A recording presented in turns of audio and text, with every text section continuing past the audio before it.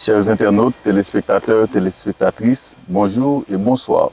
Nous sommes très heureux de vous retrouver pour cette nouvelle émission. Bonsoir Franck. Bonsoir Mackinson et bonsoir chers internautes. C'est toujours le même plaisir de vous apporter encore notre émission Souviens-toi. Ok.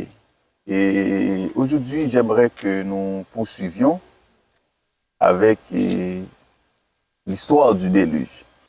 En lisant le livre de la Genèse et surtout dans le contexte du déluge, j'ai été curieux de remarquer que avant le déluge, les hommes enfantaient un peu tard, et tandis que après le déluge, c'est le contraire.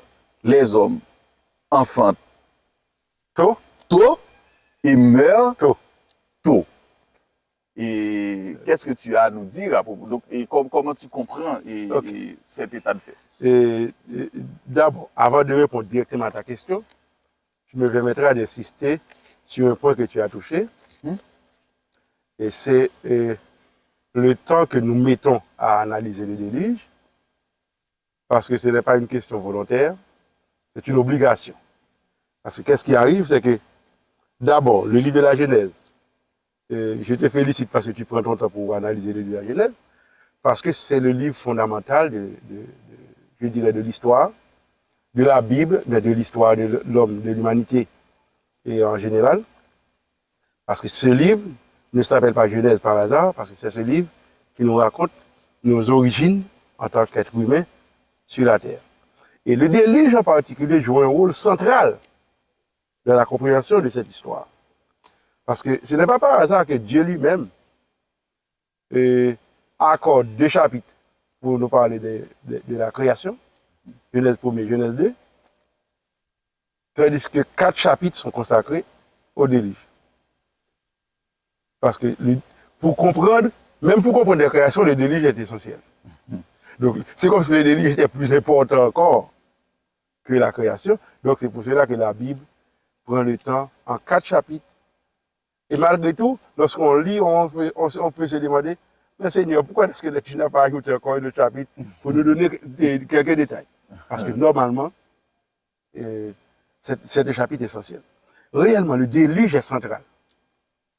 Le déluge est central pour comprendre la vie aujourd'hui, pour comprendre comment la terre fonctionne, pour comprendre l'être humain, que ce soit du point de vue physique ou du point de vue spirituel, moral, etc. Donc, oui, il faut prendre le temps de comprendre. Or, qu'est-ce qui s'est passé sur ce point-là que tu as soulevé, sur la durée de la vie de l'homme? Bien, justement, à partir du déluge, il y a un changement dans le style de vie de l'homme. Un changement dans le style de vie de l'homme. Le déluge va entraîner un changement dans le style de vie. C'est déjà présent dès le chapitre 9. OK? Dès le chapitre 9. Le chapitre qui nous présente ce qui se passe tout de suite après le déluge. D'abord, qu'est-ce que tu entends par style de vie de l'homme? C'est-à-dire, ce que l'homme va manger, de quoi il se nourrira, comment est-ce qu'il va, je dirais, entrer en relation avec son environnement. OK?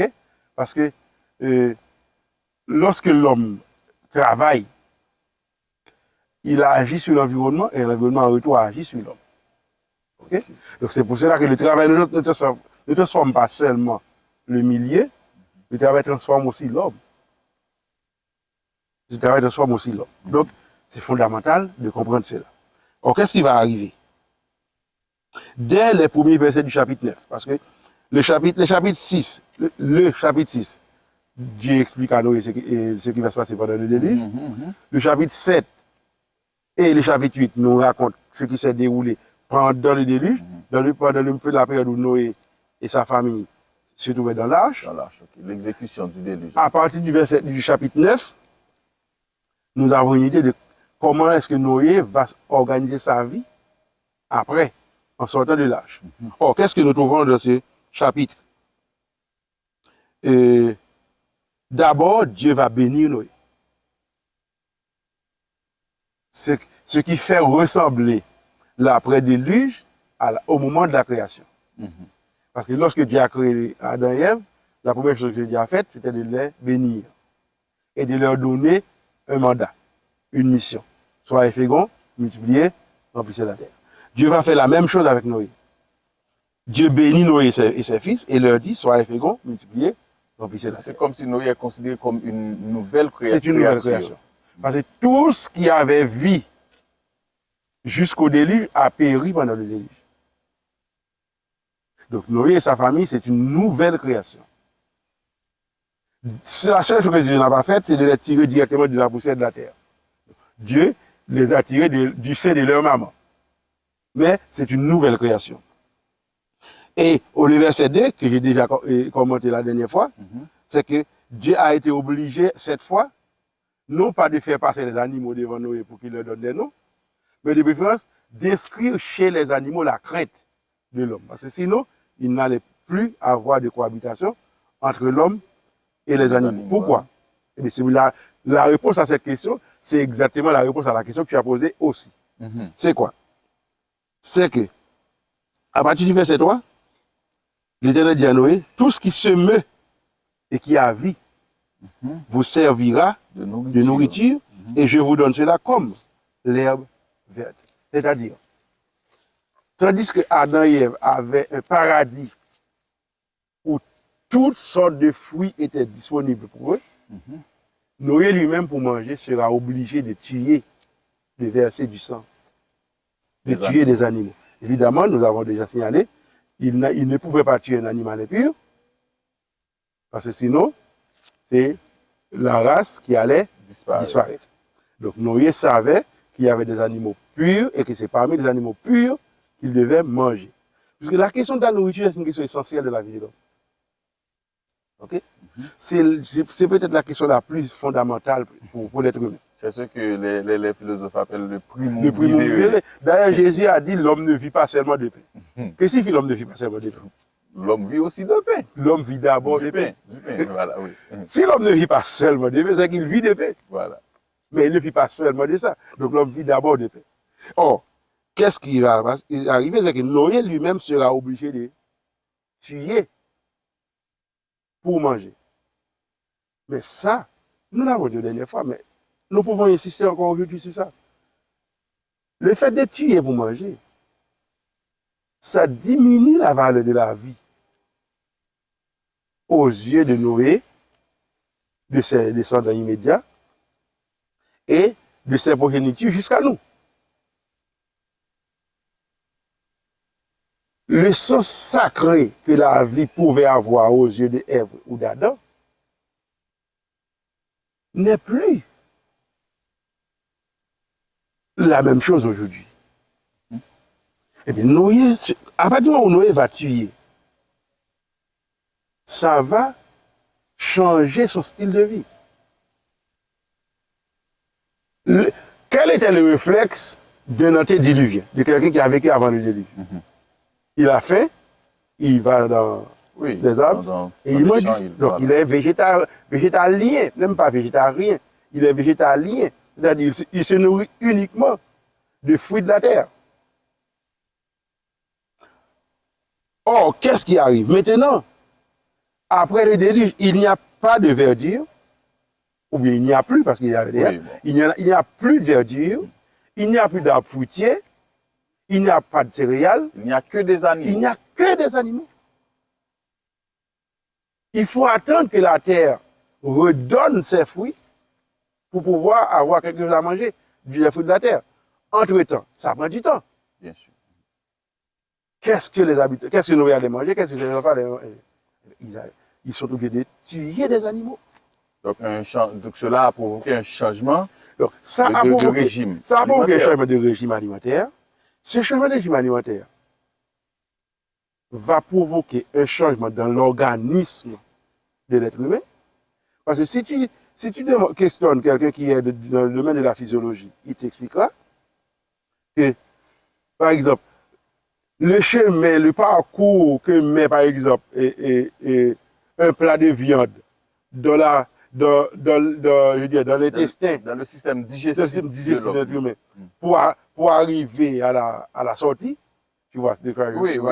Eh bien, c'est pas le même temps et c'est pas le même fonctionnement que lorsqu'il s'agit de végétaux. Donc, ça va changer l'organisme de l'être humain. Et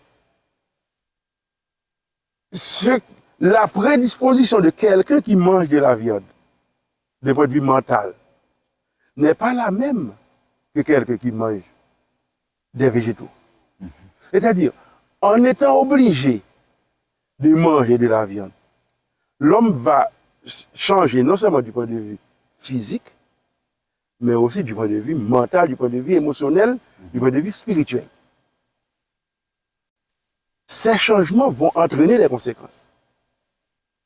Il suffit, toi tu as évoqué l'exemple de Noé et de ses enfants, mais si tu peux le prendre sur plusieurs générations, tu vas voir comment la vie va aller en diminuant. Jusqu'à nous. Jusqu'à nous. Oui. Il y a des gens qui pensent que c'est parce que les années avant le déluge n'étaient pas comptées comme les années d'après. C'est pour ça que les antédiluviens vivaient 900 et quelques années, et après, les gens vivent moins. Non, c'est pas ça. C'est que l'homme que Dieu a créé parfait, et qui n'était même pas destiné à mourir, n'était à l'introduction du péché, et bien, avait un organisme fort, au point qu'à 150 ans, quelqu'un était presque de l'adolescence.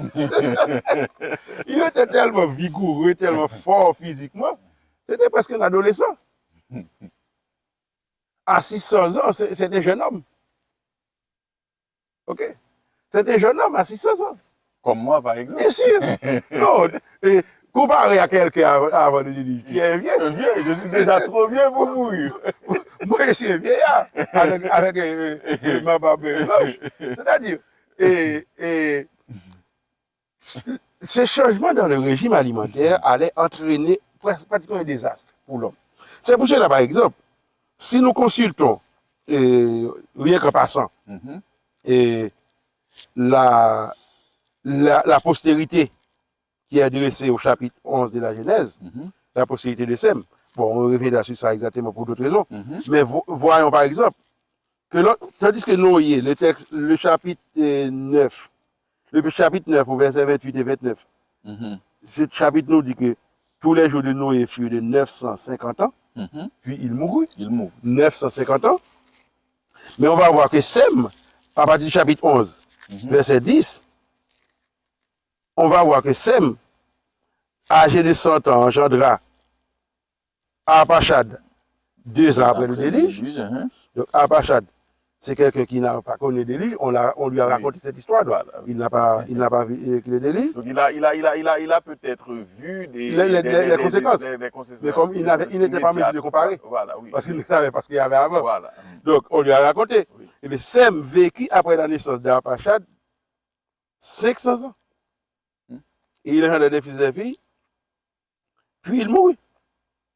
C'est-à-dire, 100 ans, il a engendré son fils à l'âge de 100 ans, et il a vécu 500 ans après sa naissance. Okay. Au total, 600 ans. 600 ans. Donc, de 950 pour Noé, on est passé directement à 600. Une diminution de 300 ans. De 300 ans 350 ans. Oui, 350 ans, oui. OK. Et qu'est-ce qui va arriver après le fils de Noé? Arpachad lui-même, âgé de 35 ans. Ça, c'est pour te donner raison. Tu as fait une excellente observation. Verset 12. Arpachad, âgé de 35 ans, engendre Sheila. Donc, maintenant, à 35 ans, ce ne sont plus des adolescents, ce sont déjà des hommes. Des hommes mûrs. Voilà. Okay. Donc, il enfante déjà son premier garçon, Sheila. OK? Et après la naissance de Sheila, il a vécu 403 ans. Ça fait 403 plus 30, ça fait 433 ans. Oui, 433 ans. C'est-à-dire, lui-même, il n'est même pas arrivé à 600, il est déjà descendu à 433. Et de génération en génération, c'est ce qu'on va constater. Après, un peu plus loin, ils vont descendre à 200 et quelques années. Par exemple, à partir du verset 18, on va parler de Hébert, de Péleg, et âgé de 30 ans, engendre Réu. Après la naissance de Réu, Péleg vécut 209 ans. 30 ans, plus 9 ans, ça fait 239 ans. 39 ans. C'est-à-dire, l'espérance de vie a diminué. C'est pour cela que j'ai cité le physicien à la dernière émission. Ce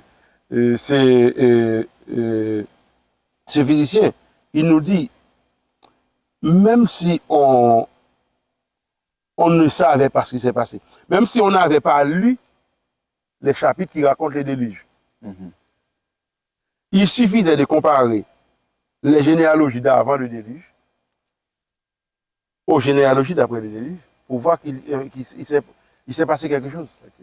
Il y a une grande différence. Il y a une grande différence. Très grande différence. C'est exactement, il y a une très grande différence. Mais cette différence est liée au fait que le déluge a obligatoirement, pas de manière facultative, mais obligatoirement entraîné un changement dans le mode de vie de l'homme. C'est ça la raison. Et donc, tu penses que c'est à partir de tous ces changements que, au fait, dans le système de l'homme au point de vue physique, mais au point de vue mental, qui a réduit ou qui a diminué son espérance de vie. Exactement. Il n'y a pas d'autre raison. C'est le fait que l'homme a été obligé de changer de nourriture. Et puis, il faut comprendre aussi que même l'air n'est plus le même. Okay? L'atmosphère avant le déluge, c'est quelque chose de très, je dirais, tempéré, de très, j'allais dire, de très complaisant par rapport à l'homme. C'est-à-dire que l'atmosphère correspondait aux besoins de l'homme. Mais qu'est-ce qui va arriver à partir du déluge? Eh bien, c'est que désormais, d'ailleurs, on n'a pas lu ce verset, mais on peut le lire pour que ça soit plus clair. Si je crois que ça doit se jouer au chapitre 9, ou bien au chapitre 10, laisse-moi voir lequel. Où il nous est dit que... Ok, chapitre 10, verset 25. Je crois que c'est le verset 25. Du temps de Péleg. Pourquoi est-ce qu'on l'a appelé Péleg? Le texte nous dit, il naquit à Shéla un fils qui s'appelle Héber, et Héber lui-même a engendré 2 fils. Héber, soit dit en passant, Héber ou Hébrou en anglais, c'est l'ancêtre des Hébreux. Okay. C'est de son nom qu'est venu le mot hébreu. Le nom hébreu qu'on a donné au peuple juif. Voilà. Parce qu'en réalité, le peuple juif, c'est un abus de langage d'appeler le peuple juif, parce que les juifs, ce sont les descendants de la tribu de Juda. C'est seulement les descendants de la tribu de Juda qui sont des juifs. Or, ils sont 12 tribus, donc on ne devrait pas appeler tout le peuple juif. Mais il y a une raison à cela que l'on pourra expliquer lorsque le mot sera venu. Donc, on devrait les appeler... ce sont les Hébreux, c'est leur nom. Voilà, okay? Parce que leur ancêtre s'appelait Héber. Héber a eu 2 fils, l'un s'appelait Péleg. Pourquoi? Le texte dit pourquoi? Parce que de son temps, la terre fut partagée. Parce que le mot Péleg signifie justement diviser, partager. Ça signifie quoi? Ça signifie que, après le déluge, la terre a été fendue en plusieurs morceaux. C'est ce qu'on appelle la dérive des continents. La dérive des continents. Eh bien, avec la dérive des continents, qu'est-ce qu'on constate? Certaines parties de la Terre, dans certaines parties de la Terre, il fait très, très, très, très froid. Dans certaines autres parties, il fait très chaud. Il fait très, très, très chaud. Ou bien, à un moment, il fait froid dans un milieu et chaud dans un autre. Par exemple, actuellement, il est hiver. Mais dans quelle partie de la Terre? Il est hiver, par exemple, dans des régions comme l'Europe, l'Amérique du Nord, où il fait froid. En décembre, janvier, février, mars, il fait froid. Oui, c'est vrai, il fait un peu froid vraiment ici. Tandis que, si tu es en Amérique du Sud, il fait très chaud. Au point que, tandis que dans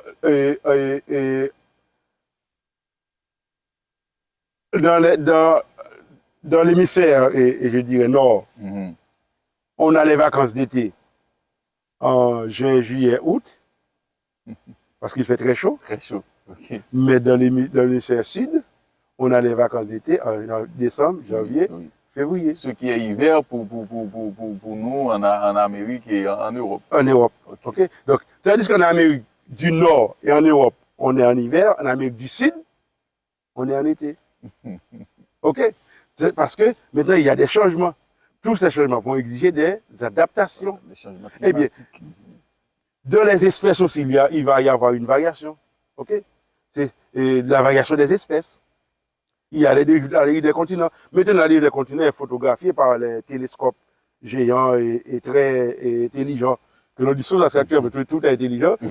D'ailleurs, même le téléphone que l'on utilise pour parler s'appelle smartphone, parce que c'est intelligent. Donc tout est intelligent. Eh bien, les télescopes comme James Webb, et le dernier qui a été lancé, eh bien, ces télescopes qui permettent de photographier la Terre montrent réellement que la Terre était unie au départ et que c'est cette dérive des continents dont je viens de parler qui a expliqué l'éloignement d'un continent par rapport à l'autre. Eh bien, cet éloignement a commencé avec Pédène, c'est ce qu'il a dit ici. Donc, encore une fois, tu as donné le texte scientifique. Ok? Non, ça, C'est carré, la Bible, c'est que la Bible n'utilise pas le langage scientifique. Le langage de Descartes, Non, de Copernic. le langage d'Albert Einstein, c'est pas le langage que tu vas donner la Bible. Le langage de Stephen Hawking, c'est pas ça que tu vas donner la Bible. Mais la Bible, c'est des livres scientifiques. Le texte nous dit, c'est dans cette période-là que la Terre fut séparée. C'est-à-dire, la Terre était un seul continent, maintenant c'est plusieurs continents. Donc la Bible était de faire un cours de géographie, en plus de cours d'histoire. Voilà. Ok. Donc, C'est intéressant. ça va avoir toutes ces conséquences-là. Eh bien, l'environnement n'est plus le même, la nature n'est plus le même, l'air que l'on respire n'est plus le même, la nourriture n'est plus la même. Eh bien, tout ça a entraîné comme conséquence une certaine dégénérescence dans la vie de l'homme. La loi que que l'on appelle, les physiciens appellent dans la thermodynamique, et que l'on appelle la loi de l'entropie, bon, c'est une tellement difficile à expliquer, et il faut des physiciens pour pouvoir l'expliquer. Voilà. Moi, je le comprends, mais j'arrive à comprendre, mais je n'ai pas encore les mots pour expliquer ça. Il nous faudrait au moins un petit tableau et un morceau de craie Pour faire une démonstration. Sauf que je ne sais pas monsieur de faire une démonstration, je ne suis pas physicien. Mais qu'est-ce qui arrive, c'est que la thermodynamique, la seconde loi de la thermodynamique, nous permet de comprendre que peu importe le système qui est parfait, avec le temps, il y a, je dirais, un désordre qui s'installe. Il y a une dégénérescence qui s'installe. Mais s'il y a quelque part où cette loi est vérifiée, c'est dans l'homme. OK? Parce que l'homme, au départ, il peut être un enfant, un adolescent, il bondit de là où il veut, il saute, il court, etc. Et finalement, il devient vieillard qui a besoin de l'aide d'autres personnes pour pouvoir bouger. Ah, Eh bien, cette dégénérescence s'est installée et s'est accélérée beaucoup plus rapidement à partir du déluge. C'était déjà là, sinon Adam n'allait pas mourir, les autres n'allaient pas mourir. Oui. Il y avait déjà une dégénérescence. Mais la dégénérescence s'est accélérée de manière, je dirais, rapide. Et pas seulement rapide, mais c'est étonnant même. Bon, bien sûr. Okay? Parce que dès Adam à Noé, ça fait 10 générations. Adam a vécu 930 ans, Noé a vécu 950. C'est-à-dire la dégénérescence n'était pas rapide. Non. Ils sont morts parce qu'ils ont dégénéré. Donc la dégénérescence est là. Oui. Mais ce n'était pas rapide. Mais entre Noé et son fils immédiat, c'est une réduction de 300 ans. De Noé à 4 ou 5 générations après, c'est déjà 400 ans ou 200 ans. Donc, c'est que le déluge a changé la vie de l'homme. Définitivement, le déluge, c'est l'événement, je dirais, central, essentiel pour comprendre l'histoire de l'homme sur la Terre. Et je pense que pour l'instant, c'est quasiment impossible à un être humain de vivre au moins 200 ans. Non, ça n'existe plus. Hier, je ne sais pas si c'était par hasard, quelqu'un a dit que sa grand-mère était morte à 180 ans, et puis tout le monde l'a regardé, a dit, de quoi est-ce que tu parles? À ce moment-là, elle a dit, non, sa grand-mère n'avait pas d'acte de naissance. Donc on a compris qu'il s'agissait de suppositions, mais pas des faits réels. Parce qu'aujourd'hui, c'est pratiquement impossible de trouver quelqu'un au-delà de 120 ans. Lorsqu'on rencontre quelqu'un qui est aujourd'hui, qui arrive jusqu'à, qui s'approche de 120 ans, non seulement c'est un doyen de l'humanité que l'on vénère un peu partout, que l'on honore pas vénère, mais que l'on honore un peu partout, mais pratiquement c'est peut-être une personne ou deux, sur les 8 milliards qu'il y a sur la Terre, une personne ou deux sont capables d'arriver à 120. Maintenant, il y a ce qu'on appelle les super centenaires, des gens qui arrivent à 110, 111, 112, etc. On a recense au Japon, on a recense aussi aux États-Unis, mais pas dans tous les pays, dans une zone bien particulière que tu dois comprendre. C'est de la zone de Loma Linda, là où vit la communauté adventiste. Donc, on a été curieux de comprendre pourquoi est-ce que les gens de la communauté adventiste de Loma Linda vivent plus longtemps que le reste des Américains, parce que c'est le même pays. Pourquoi? Eh bien, on a été voir que c'est parce que ces gens-là, ils ont un mode de vie le plus proche possible de la nature. Okay, ils se nourrissent de végétaux, ils sont végétariens, ok? Et les seuls produits d'origine animale qu'ils consomment, c'est les œufs et le lait, mais ils ne consomment pas de chair, ils ne mangent pas de viande. Eh bien, cela explique qu'ils ont une qualité de vie meilleure et qu'ils vivent plus longtemps, mais pas seulement plus longtemps. Ça ne sert à rien de vivre longtemps, mais de vivre malade. Oui. Ce qu'il faut, c'est la qualité de vie qui est importante. Il faut vivre longtemps et en santé. Par exemple, j'ai vu comment quelqu'un qui avait 98 ans et qui est chirurgien, qui continue à opérer et qui dit qu'il ne laisse pas les patients savoir son âge. Non, parce que sinon, ils allaient croire qu'un homme de 98 ans, non, c'est quelqu'un qui trempe. Ils n'allaient pas laisser cet homme prendre un bistouri pour les opérer. Pourtant, il ne trempe pas. Non, il ne trempe pas. J'ai lu l'interview d'un homme. Alors, j'ai regardé l'interview d'un adventiste de Loma Linda qui a 102 ans et qui venait de passer de renouveler son permis de conduire. Okay. Donc, il a passé l'examen, il a fait les tests visuels. Et la police n'a pas trouvé de raison pour ne pas lui renouveler son permis, parce qu'il était aussi bien portant que ceux de 60 ans. Ok. Il a cette qualité de vie parce qu'il vit de la manière la plus rapprochée possible de la nature. Mais aujourd'hui, ça ne fait plus partie de la préoccupation des hommes. Au contraire, plus les gens sont capables, plus ils pensent que c'est manger de la viande qui leur fait du bien. Donc, ils mangent de la viande. Et c'est pour cela que, Serge aussi, on entend tellement parler de maladies de la civilisation. Les maladies de la civilisation. C'est-à-dire les maladies que l'on ne connaissait pas il y a 50 ans, il y a 60 ans, qui sont liées au type de vie que l'homme mène. Donc, le type de vie, ça influence directement sur la qualité de vie. Ok. Et j'ai poursuivi ma lecture au livre de Genèse et surtout au chapitre 9. Une autre chose encore, donc un fait d'attention, et ça c'est un peu plaisant mais intriguant. Donc je ne sais pas, est-ce que cela aussi t'a attiré l'attention. Par exemple, arrivé au verset 9 du chapitre, au verset 20 du chapitre 9. Verset 20. Verset 20. Noé commença à cultiver la terre et planta de la vigne. Il but du vin, s'enivra et se découvrit au milieu de sa tente. Cam, père de Canaan, vit la nudité de son père et il le rapporta dehors à ses deux frères. Alors Sem et Japheth prirent le manteau. Donc, tu connais tout le reste. Oui, je connais cette histoire.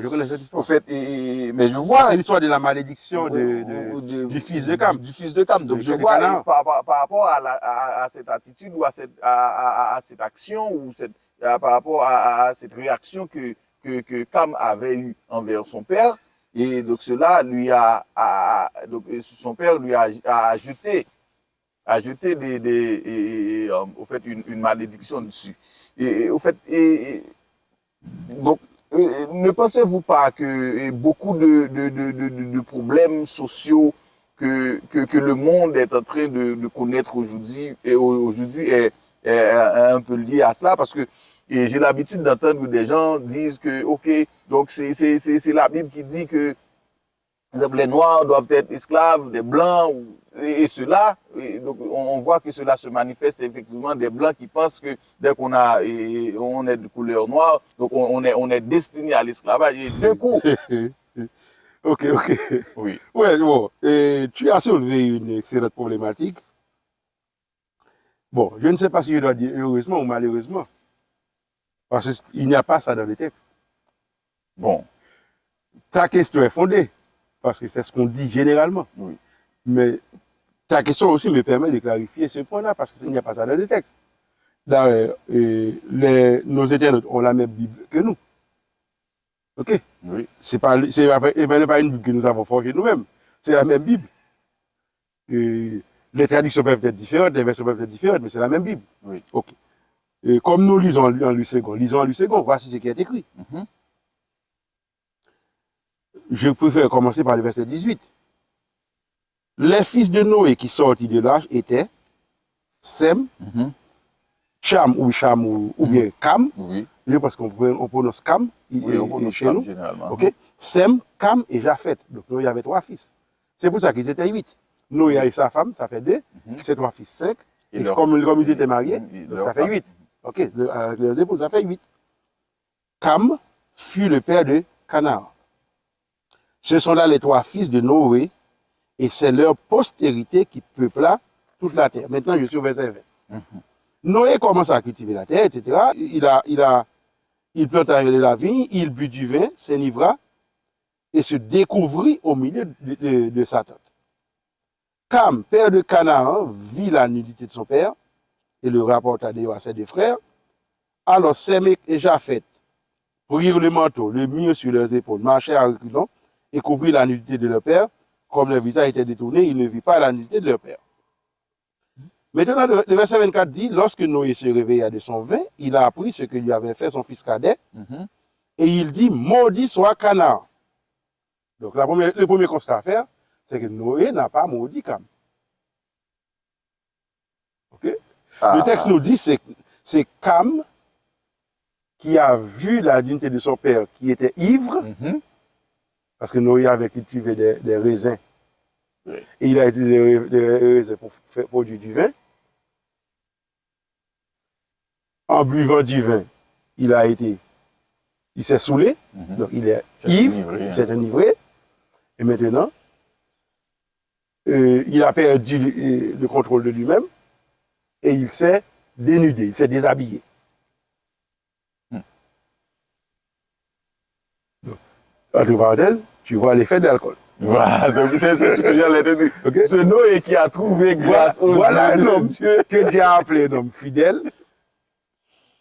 Ok, un homme fidèle dont de qui Dieu rend témoignage, parce qu'il était juste, et c'est pour cela qu'il a trouvé grâce aux yeux de Dieu.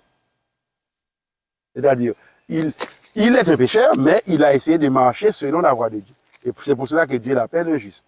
Parce que les gens doivent comprendre ça aussi. Lorsque la Bible parle d'un homme comme juste, ça ne veut pas dire qu'il n'a pas péché. Parce que tous sont péchés, ils sont privés de la gloire de Dieu. Tous. Cependant, ceux qui pêchent et qui reconnaissent qu'ils sont des pécheurs et qu'ils ont besoin de sauveur, donc qui font comme Abel et qui ne font pas comme Caïn, mais ceux-là sont considérés comme justes devant Dieu. Tu vois comment Dieu est bon? Bah oui. Même si tu pêches, pourvu que tu reconnaisses que tu es un pécheur et que tu demandes sa grâce, il dit que tu es juste. C'est-à-dire, la justice n'est pas de toi, la justice est de lui. Il te donne sa justice et tu deviens juste. Donc la justice de Dieu, ce n'est pas quelqu'un qui te juge. La justice de Dieu, c'est quelqu'un qui te justifie. Qui fait de toi un homme juste. Donc Dieu, il est merveilleux. Voilà. Ok, nous fermons cette parenthèse. Noé, donc cet homme juste, s'est enivré de vin et il a perdu le contrôle de lui-même. Donc tu vois pourquoi celui qui sert Dieu ne veut pas goûter à l'alcool? Je comprends, oui. Donc il y a des gens qui pensent qu'on peut boire avec modération. Il n'y a pas de modération de l'alcool. Okay? C'est scientifiquement prouvé. C'est pas c'est ce que je vais te dire qui le dit. C'est la science même qui prouve qu'il n'y a pas de modération de l'alcool. Même si tu prends une fourchette d'alcool, je ne dirais pas une cuillerée. Oui. Même si tu prends une fourchette d'alcool, ça peut te renverser. Ça peut te renverser. Il n'y a pas de modération de l'alcool. Cette question de boire avec modération, ça n'existe pas. On boit ou on ne boit pas. Il n'y a pas de modération de l'alcool. OK? Eh bien, Noé s'est découvert. Et lorsqu'on lui a rapporté, il s'est réveillé de l'alcool, maintenant il n'est plus sous. On lui dit, voici ce que Cam a fait. Mais remarque que Noé n'a pas maudit Cam. Ça n'a pas attiré ton attention?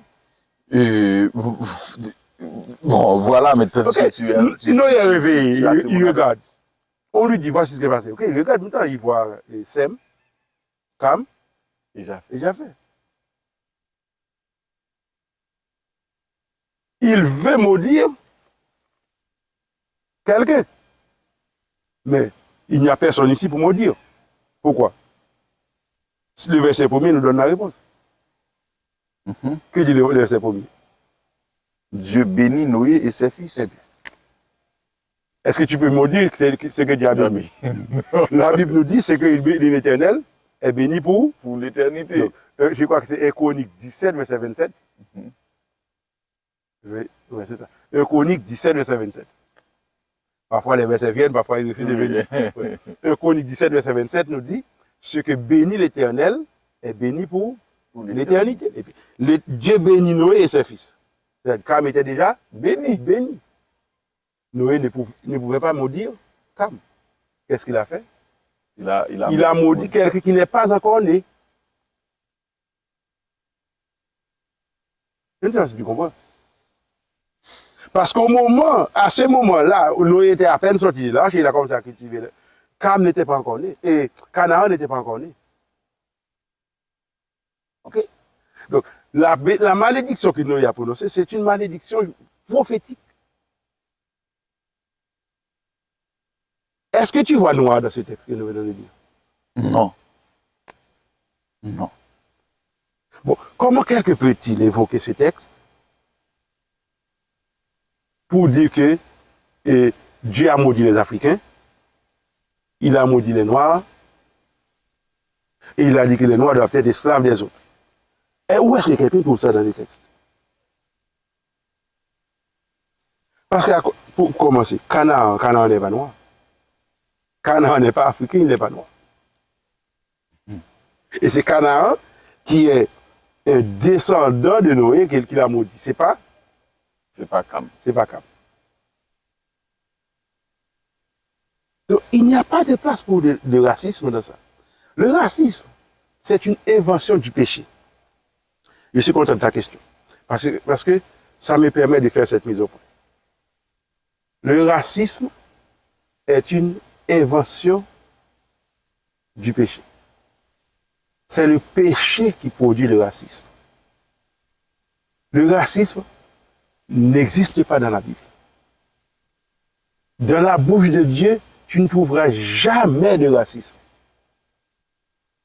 Dieu n'établit jamais. Je pense que tu vois comment j'insiste. Tu insistes sur le mot jamais. Dieu n'établit jamais de distinction entre les humains sur la terre à partir de leur couleur de peau. Jamais. Comment tu l'expliques? Ok. Voici comment Dieu établit, je vais te montrer comment Dieu établit la distinction entre les hommes. Tu peux aller dans Apocalypse 14, verset 6. Ok. Tu vas voir comment Dieu établit la distinction. Apocalypse 14, verset 6 me dit, moi je connais le texte par cœur. Je vis un autre ange qui volait par le milieu du ciel, ayant un évangile éternel pour l'annoncer aux habitants de la terre, à toute nation, à toute tribu, à toute langue et à tout peuple. Okay. Dieu a un message. Son message s'adresse à qui? Aux habitants de la terre. Le message de Dieu s'adresse à tout le monde. Aux habitants de la terre. Et maintenant, il insiste. À toute nation. À toute tribu. À toute langue. Et à tout peuple. Voilà comment Dieu distingue les habitants de la terre. Il n'y a pas un seul verset de la Bible, de la parole de Dieu, où Dieu appelle les humains à partir de leur couleur de peau. Jamais.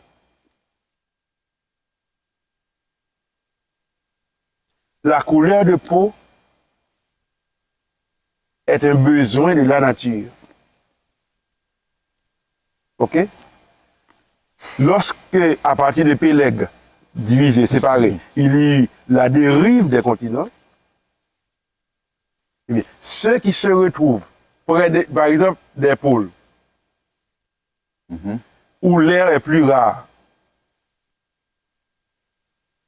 eh bien, eux-mêmes, premièrement, parce que là, ils se retrouvent dans un endroit où on dirait, j'allais dire, il n'y a presque pas de soleil. Pas parce qu'il n'y a pas de soleil, mais tu comprends ce que je veux dire. Oui, je comprends. Où le soleil ne brille pas dans toute sa force. Comme c'est le cas pour nous. Eh bien, ces gens-là n'ont pas besoin de beaucoup de mélanine. Qu'est-ce qui arrive? Ils se tendent à développer la peau blanche. Tandis que ceux qui se retrouvent là où le soleil frappe de toute sa force, de toute sa vigueur, ils ont besoin d'une peau foncée pour pouvoir résister au soleil et ne pas mourir, et ne pas tomber malade. Et ces gens-là ont développé beaucoup de mélanine. Donc c'est la quantité de mélanine qui établit la différence des couleurs. C'est pas Dieu qui est raciste. Donc c'est la nature qui a provoqué cela. Là où vit cette personne, elle a besoin de mélanine. C'est-à-dire la mélanine est une bénédiction pour la personne. Donc la mélanine, ce n'est pas l'expression d'une malédiction. C'est une bénédiction parce que sans mélanine, la vie aurait été très difficile pour cette personne-là de résister dans ce milieu. Donc, là, quelle est la meilleure peau à avoir du point de vue de la nature? C'est la peau noire, la peau foncée. Parce que la peau foncée s'adapte beaucoup plus facilement aux variations des températures. Donc, avoir la peau foncée n'est pas une malédiction. Du point de vue de Dieu, du point de vue de la Bible. Mais du point de vue de l'ordre social qui est établi, ça c'est une autre question. Que faut-il entendre par ordre social? C'est-à-dire du point de vue de la manière dont les hommes eux-mêmes s'organisent. Par exemple, dans ce système que nous connaissons aujourd'hui, que l'on appelle capitalisme, du point de vue du capitalisme, parce que le capitalisme est fondé sur le racisme. Le capitalisme est fondé sur l'exploitation des travailleurs. Il est fondé sur l'exploitation des Noirs par les Blancs. Il est fondé sur l'exploitation des femmes par les hommes. Il est fondé sur l'exploitation. Le capitalisme a besoin de l'exploitation. Maintenant, le capitalisme exploite les différences de couleurs, les différences de ce qu'il appelle race, parce que la race n'existait pas. OK? La race n'existe pas. La race est une invention humaine. La race, du point de vue de la nature, il y a une seule race. D'ailleurs, la Bible le dit dans Actes des Apôtres, chapitre 17. C'est le verset 26. OK? Acte 17, chapitre 17, c'est l'apôtre Paul, le grand philosophe, OK? Grand apôtre, grand prédicateur de l'évangile, OK? Qui s'est retrouvé à Athènes au milieu des philosophes comme lui. Eh bien, il leur a dit, il a fait que tous les Dieu hommes, a fait que tous les hommes sortis d'un seul sang, habitassent sur toute la surface de la terre. Oui, ok. Donc sortir d'un seul sang, de toute manière. Dieu a fait que tous les hommes, tous les humains, sortis d'un seul sang, habitassent sur toute la terre. Et il a déterminé la durée de leur vie et les limites de leur habitation. Donc, ce que la Bible connaît, c'est que tous les hommes sont issus d'un seul sang. Mais comme nous l'avons dit, Dieu n'a pas créé bulldog, chihuahua, et berger allemand, et toutes les variétés de chiens que nous connaissons. Dieu a créé une paire de chiens, et cette paire de chiens a donné toutes les variétés de chiens que nous avons sur la terre. De même, il a créé une paire de félins, et cette paire de félins a donné le lion, le tigre, le léopard, le guépard, etc. Oui. Toutes les variétés que nous avons, que nous voyons sur la terre. Mais Dieu a créé Adam et Ève. Il y a eu le déluge qui a entraîné la disparition des habitants des diluviens. Mais Noé et ses 3 fils, plus leurs 3 épouses respectives, eux-mêmes ont repeuplé la terre. Avec la dérive des continents, et la terre s'est divisée. Eh bien, dans l'ADN de Noé, dans l'ADN de ces trois garçons, dans l'ADN de leurs épouses, il y avait déjà inscrit génétiquement toutes les possibilités de variations nécessaires pour donner le chinois, l'asiatique en général, pour donner le japonais, le chinois, l'indien, parce que pour nous autres, c'est la même chose, mais pour eux, c'est pas la même chose. Okay?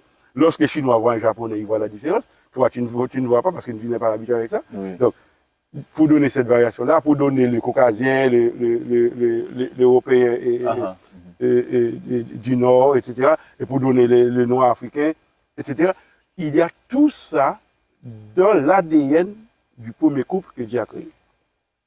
Mais dans le texte de Genèse 9, il n'y a rien qui s'adresse aux Noirs. La malédiction n'a même pas été prononcée sur Cam. Elle a été prononcée sur son fils, troisième génération. Parce que pour maudire, il ne peut même pas maudire la deuxième génération. Il a été obligé de maudire la troisième génération. Parce que lorsque Dieu bénit, tu comprends? Oui, je comprends. Tu vois la logique de Dieu. Donc c'est la même logique. Donc Noé ne pouvait même pas bénir la deuxième génération. Parce que Dieu avait déjà béni la première, et lorsque Dieu bénit, la première est bénie, la deuxième est bénie, la troisième est bénie aussi. Donc, et la malédiction a été prononcée sur Canaan qui sera. C'est-à-dire, c'est comme si Dieu permet à Noé de voir ce qui va se passer. Et de manière prophétique, avant même que la chose arrive, Noé prononce la malédiction. Et Canaan n'est même pas noir. Canaan n'est même pas noir. Parce que la région qui sera peuplée par la suite et qui portera le Canaan ne se trouve pas en Afrique, ça se trouve au Moyen-Orient. Okay? Parce que ce qui va arriver, si tu profites pour lire la généalogie des enfants de Noé, tu vas voir que Japheth, c'est lui qui va peupler les régions comme la Grèce, l'Europe, la Chine. Ce sont ses descendants qui vont peupler ces régions-là. Et Sem, lui-même, ses descendants vont peupler des régions comme, je dirais, ce qu'on appelle aujourd'hui la Palestine, Israël, et toute cette zone du Proche-Orient, Moyen-Orient. Et puis, les descendants de Cam, on va les retrouver dans la zone qui est dans le Canaan. On va les trouver aussi en Afrique. OK? Mais Canaan lui-même qui a reçu la malédiction, il n'est pas africain, il n'est pas noir. OK? Donc, la malédiction ne pouvait en aucun cas s'adresser au peuple noir. Ça, c'est une instrumentalisation du texte biblique avec un esprit méchant. Pourquoi? C'est que, comme les gens croient en la Bible, et beaucoup de gens ont tendance à croire sans examiner, au point que certaines personnes, notamment ceux qui ne croient pas en la Bible, pensent que c'est comme si c'était une recommandation de la Bible d'être un imbécile pour pouvoir être chrétien. Alors que c'est exactement le contraire qui est recommandé de Dieu. Ce que Dieu dit, par exemple, c'est venez et plaidons. OK? Venez et plaidons. Ça signifie quoi? Viens, assieds-toi, ou bien allons marcher. Discutons. Parce que généralement, Dieu préfère dire allons marcher. C'est ce qu'il avait dit à Job. OK? Saint-Terrain, c'est-à-dire allons marcher. Je vais te poser des questions, tu vas me répondre. Donc Dieu ne te demande jamais de quoi sans comprendre. Dieu te dit venez et plaidons, c'est-à-dire je vais avancer mes arguments pour défendre mon point de vue. Toi, tu vas avancer tes arguments pour défendre ton point de vue. Si tu es capable, tu me convaincras. Sinon, je te convaincrai. Donc Dieu est un bon et un grand scientifique. Justement, c'est ce que Dieu dit à son enfant. Venez et plaidons. L'analyse. Hein? OK, venez et plaidons. C'est-à-dire, Dieu ne te demande pas de quoi sans comprendre. Mais comme on constate que beaucoup de gens laissent les autres lire la Bible à leur place, pour eux, notamment, c'est ce qu'on a fait dans l'histoire, notamment dans l'histoire du catholicisme. Martin Luther, par exemple, en particulier, a témoigné de ça. Il a dit qu'il a été ordonné prêtre sans avoir lu la Bible, parce que la lecture de la Bible ne faisait pas partie de sa formation de prêtre. il n'était pas obligatoire pour lui d'étudier la Bible, de lire la Bible pour être prêtre. Donc, ça ne faisait pas partie de sa formation. Il a été ordonné prêtre sans avoir lu la Bible. Qu'est-ce qu'il faisait dans les messes? Eh bien, il lisait ce qui a été envoyé directement du Vatican. Parce que, jusqu'à aujourd'hui, eh bien, dans les messes, tout le monde lit la même chose. La même chose. Donc, ce n'était pas obligatoire. Donc, avec cette tradition, les gens ont fini par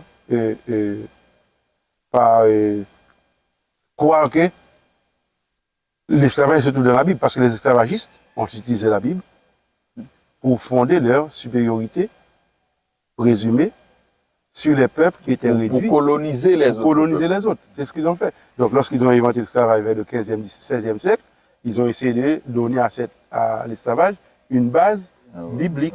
Et ils ont inventé ce texte-là.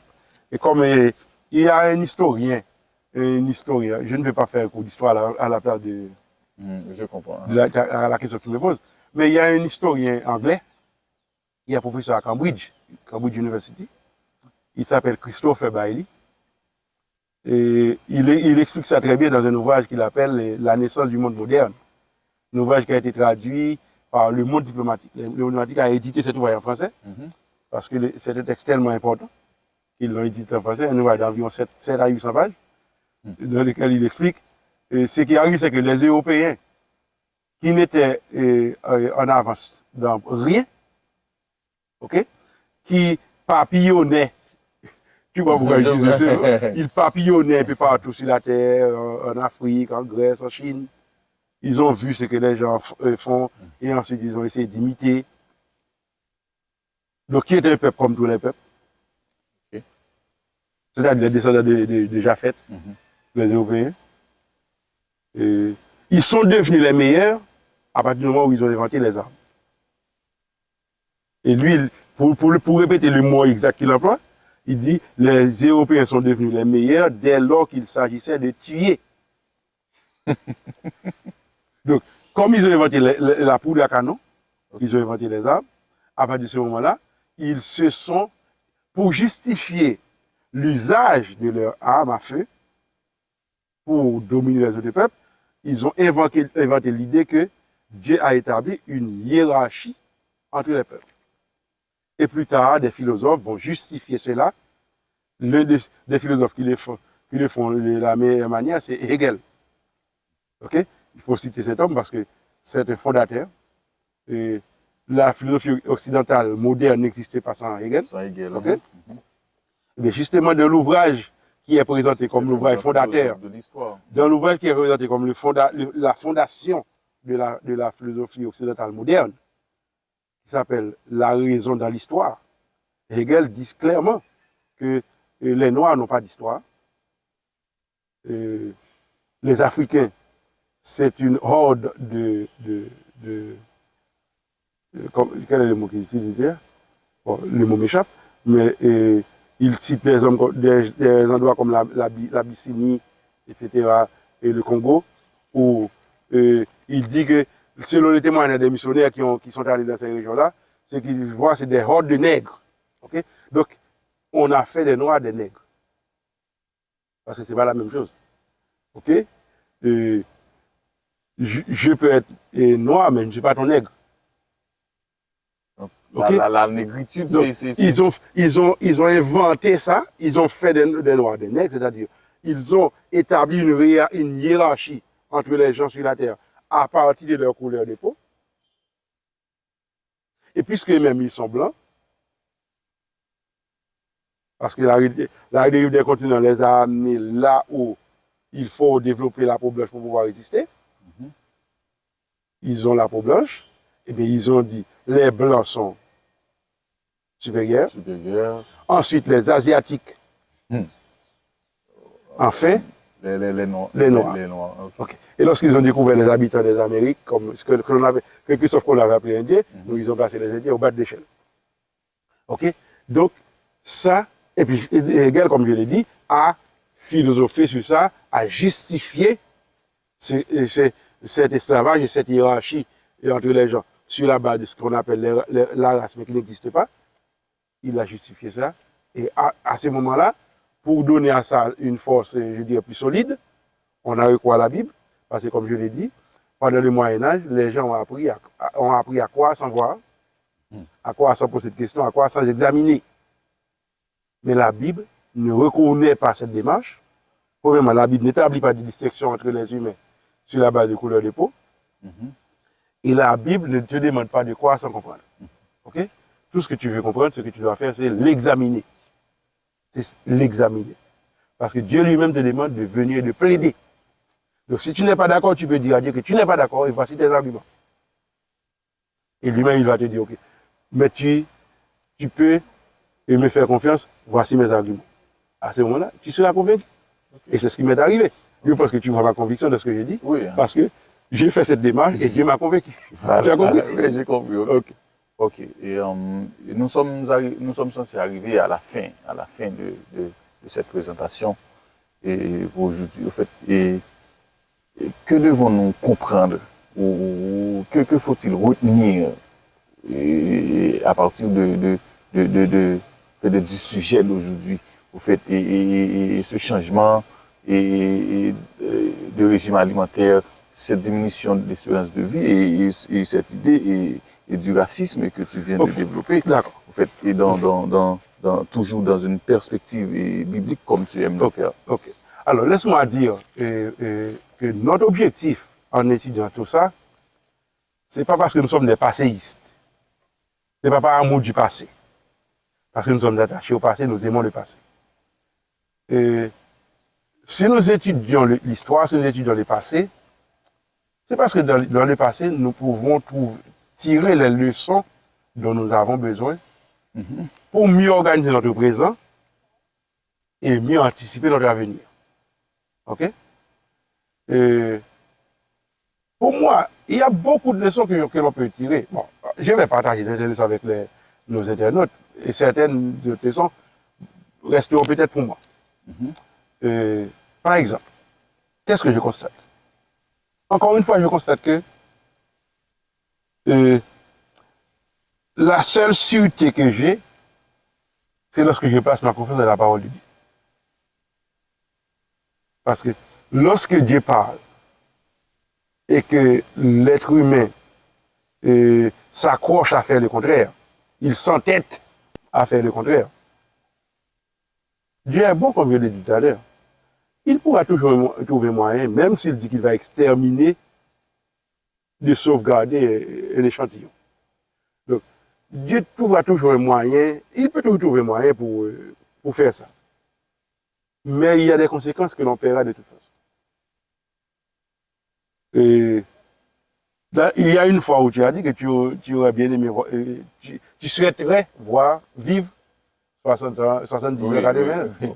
Par exemple, tu n'allais pas avoir un tel souhait s'il n'y avait pas déjà un rebelle pour provoquer la colère de Dieu, et au point que, par miséricorde, Dieu a été obligé d'envoyer le déluge. Parce qu'encore une fois, le déluge, c'est l'expression de la miséricorde de Dieu. C'est pas parce que Dieu était fâché, c'est parce que, puisque nous étions déjà dans le péché, il devait nous sauver. Il ne pouvait pas réaliser ce plan avec les antédiluviens. Parce que le péché avait tellement envahi la terre qu'avec les antédiluviens, il n'y aurait pas de place pour recevoir le Messie sur la terre. Donc Dieu a été obligé de recommencer. Eh bien, Dieu nous montre déjà que son plan pour nous, c'est que nous vivions, par exemple, le plus proche de la nature possible. On peut apprendre beaucoup de leçons de ça. Que ce soit pour choisir le milieu dans lequel on va s'établir pour vivre, que ce soit pour choisir quel régime alimentaire on va adopter. Et surtout, on peut comprendre pourquoi ce n'est pas toujours la meilleure chose à faire, d'agir selon le goût de sa bouche. Parce que Dieu a donné à l'homme. Guidé par son appétit. Oui, parce que Dieu a donné à l'homme l'autorisation de manger, de tuer, de verser du sang pour manger. Avec comme restriction de ne pas manger la chair avec le sang. Mais pourquoi? Le texte le dit, c'est comme l'herbe verte, c'est-à-dire pour remplacer l'herbe verte. Maintenant, est-ce qu'on a encore besoin de tuer des animaux? Ben, je pense que non, puisqu'il y a des verdures. La verdure existe, les légumes, les céréales, les fruits, etc. Les oléagineux, il nous avons toutes les variétés nécessaires. En plus que nous avons des variétés nécessaires, mais également ce qui se produit en Europe est commercialisé en Afrique, ce qui se produit en Asie est commercialisé en Amérique. Donc, on peut se partager la production de la terre de manière, je dirais, suffisante pour que l'on puisse trouver ce qu'on... Mais les humains ne sont pas intéressés à ça. Ok. Et bizarrement, même ceux qui ont reçu la révélation de Dieu et qui disent qu'ils y croient, ils n'obéissent pas à ces recommandations. Pour moi, c'est une leçon à tirer, qu'il faut faire confiance à la parole de Dieu. Et nous avons vu que le déluge, c'est un jugement, c'est l'expression du jugement de Dieu. Eh bien, l'examen que nous venons de faire nous dit aussi que le jugement de Dieu va encore arriver sur la terre dans les jours à venir, dans un futur, pour moi, très très proche. C'est tellement proche que pour moi, ce n'est même plus un futur. C'est un présent. Nous devons prêter attention à la voix de Dieu qui nous dit aujourd'hui, si vous entendez sa voix, n'endurcissez pas votre cœur. Nous devons comprendre aussi que Dieu n'est pas raciste. Ok? Je me rappelle, il n'y a pas longtemps, j'encadrais un étudiant en théologie, en tant que professeur, et qui avait un mémoire qui voulait rédiger son mémoire sur l'esclavage, et qui surtout étudiait le chapitre, la lettre de Paul à Philémon, parce qu'il ne voulait comprendre comment est-ce que Dieu pouvait-il supporter le racisme. Parce que c'est comme si pour lui, il voit dans Exode 23, etc., il y a une législation sur l'esclavage, Exode 21, une législation sur l'esclavage, donc Dieu serait un esclavagiste. Et bizarre, c'est qu'il était étudiant en théologie, mais il était sur le point de perdre la foi. Alors, nous avons travaillé ensemble, j'y suis allé petit à petit, j'ai fait des questionnements, et puis il a cherché les réponses, j'ai fait des questionnements, nous avons analysé les textes, et il a découvert que la législation que Dieu avait établie, c'était pour empêcher que les hommes n'utilisent le pouvoir qu'ils détenaient pour réduire les autres à moins que rien. Parce que Dieu leur a donné une législation qui leur dit celui que tu as chez toi qui est esclave, mais dans tel cas il faut le soulager, dans tel cas il faut le soulager, dans tel cas il faut le soulager. Mais ils ont fini par comprendre. S'ils appliquent ce que Dieu demande, la meilleure chose à faire, c'est de libérer celui qui est notre esclave, parce qu'il est notre frère en réalité. Il ne doit pas être notre esclave. Donc Dieu, de manière pédagogique, comme il est pédagogue, il a préféré employer un processus au lieu de formuler un ordre pour dire ne pas faire ça. Alors que l'esprit des gens était totalement ancré dans ça. Ils n'étaient pas préparés à comprendre que Dieu n'était pas d'accord avec ça. Eh bien, nous pouvons comprendre que l'esclavage, c'est une invention du péché. C'est un fruit naturel du péché. C'est une invention de l'homme. Parce que l'homme lui-même est né dans le péché et l'homme n'a que le péché dans son cœur. C'est pour cela qu'il y a l'esclavage. Mais que Dieu n'est pas d'accord avec l'esclavage et que jamais il ne sera d'accord avec l'esclavage. Et ce que Dieu établit comme dissection, c'est langue. J'espère que la prochaine fois, tu vas me demander de te parler de la tour de Babel pour voir l'origine. Voilà. Okay. Donc tu comprends que Dieu établit la dissection sur la base de la langue, de la tribu, des nations, des peuples, mais jamais sur la base de la couleur de la peau. Par exemple, tu sais qu'il y a des gens qui pensent que dans la Bible, le péché est quelque chose de noir. Alors que dans la Bible, ce que l'on voit, c'est que la Bible dit si vos péchés sont rouges, comme le cramoisi. C'est-à-dire la couleur du péché de la Bible, c'est rouge, c'est pas noir. Tu comprends? Donc, ce qui est bizarre, c'est le fait que des gens qui ont la Bible en main, et même qui se retrouvent, qui peuvent être racistes. Mais en réalité, raciste et chrétien, c'est deux mots qui ne peuvent pas aller dans une même phrase. Parce que ces deux mots-là sont antinomiques. Il n'y a pas moyen d'être chrétien, de croire en Dieu, de servir Dieu et d'être raciste. Si quelqu'un fait ça, c'est qu'il utilise la crédulité des gens et sur cette base, il utilise la Bible pour établir son système. Ou bien il est un victime ignorant, à ce moment-là, c'est autre chose, c'est un autre débat. Je crois qu'il y a toutes ces leçons que l'on peut tirer. Et les autres, je les garde pour moi, comme je l'ai dit, parce que ça fait longtemps que nous sommes avec nos internautes. Nous devons les soulager. Ok, d'accord. Et merci Franck. C'était vraiment intéressant comme toujours. Et vous, chers internautes, nous vous remercions de votre fidélité à cette émission, à Souviens-toi. Nous vous donnons rendez-vous la semaine prochaine. Et cette fois, nous allons discuter, Franck, de la tour de Babel. Okay. Donc, tu laisses le déluge. Il faut laisser le déluge. Voilà, donc il faut laisser le déluge.